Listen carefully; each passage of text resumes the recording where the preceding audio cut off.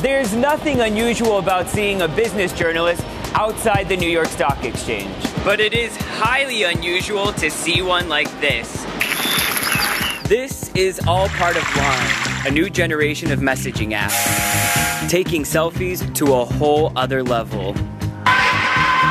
It's a crowded space. Snapchat, WhatsApp, and WeChat are also fighting it out to be the instant messaging king.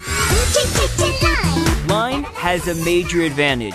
It makes tons of money as the most popular messaging app in Japan with more than 200 million active monthly users. The best way to sort of explain it is, it's a souped-up version of what Snapchat is to teens in the US, but for a much wider age demographic in the Japanese-speaking world. It's the games, phone and video calls, and increasingly, the stickers that keep them coming back.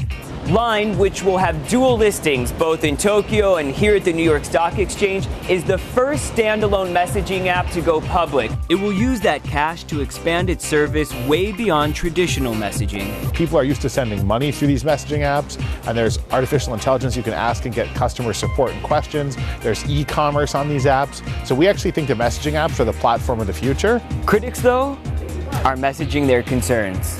Line is way smaller than WhatsApp's more than 1 billion user base. Line is banned in China, a key market for messaging, and user growth outside of Line's main markets is falling. They've been stuck at a little over 200 million monthly active users for quite some time, and there's a question about how successful this and several other Japanese technology platforms are outside Japan. Those concerns will surely weigh on Wall Street as it tries to rebound from one of the slowest ever years for tech IPOs. A successful listing for Line, though, could make it into a tech superhero and entice other companies to go public as well. Samuel Burke, CNN Money, New York.